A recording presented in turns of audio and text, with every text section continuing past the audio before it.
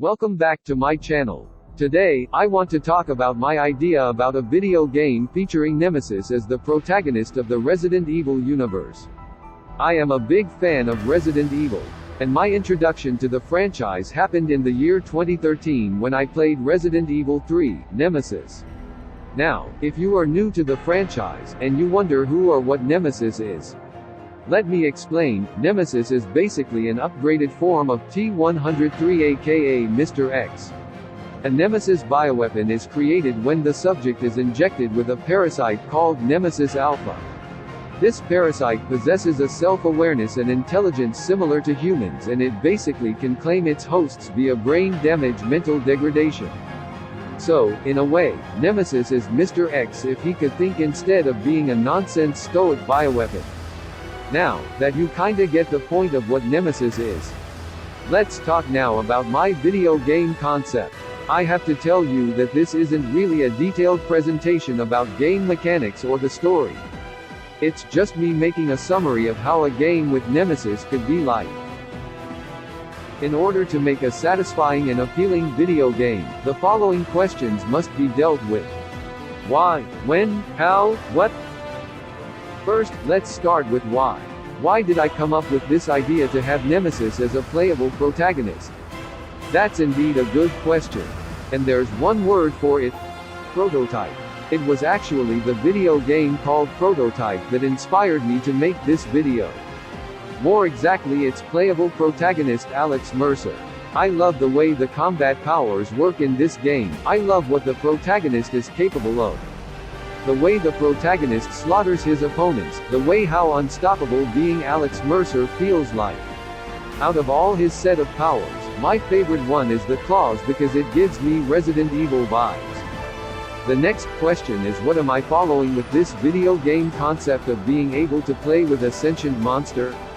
My intention is to attract newcomers to the franchise by bringing something fresh to the table. Something to make the Resident Evil franchise more appealing to the mainstream community. Even to Resident Evil fans, Nemesis is an important character. So, I would basically fulfill one of their wildest dreams of taking in the role of the Umbrella Corp bioweapon. But why did I come up with this idea? Is it really necessary for the franchise? In my opinion, yes, it is. I say this due to the fact that Resident Evil as franchise has almost an unlimited story potential. It's not contained in a narrowed circle without possible sequels or prequels. If the developers wanted to, we could play with an Umbrella Corp scientist or a soldier, even a civilian. This franchise gives multiple perspectives, and it would be a shame to not be willing to explore them. How and when did I come up with this idea? It actually happened to me 2 hours before the making of this video. And how did I come up with it? Simple. When it comes to any story I love and I consider certain characters appealing, I am interested about their pasts, their futures, how can we play with them? Now that I told you what drove me to come up with this and why, it's time to establish where the story takes place.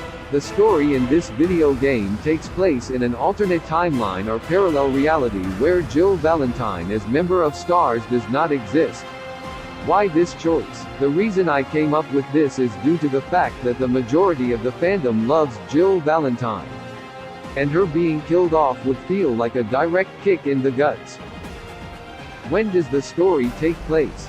Just like Resident Evil 3, Last Escape takes place in the year 1998. Who are the main characters? The main character is just Nemesis. This is designed as a heavy action game where the main focus is the gameplay aspect and the events involving Nemesis. It's less of a dramatic story. How would the game appeal to fans story-wise?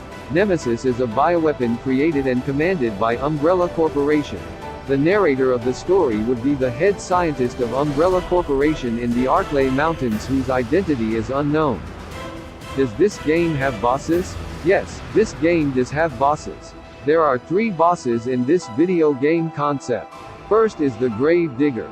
In this reality, the Grave Digger is not a super-sized worm. It is in fact a gigantic mutated lizard with 8 heads. It is called Grave Digger because it has the habit of digging a lot in grave areas. Second boss is the Hive Queen. Unlike the main timeline, the Hive Queen is the nexus of the infection, and it is the one responsible for controlling the infected that entered in direct contact with its strain. The Hive Queen's real identity in this reality is Rebecca Chambers.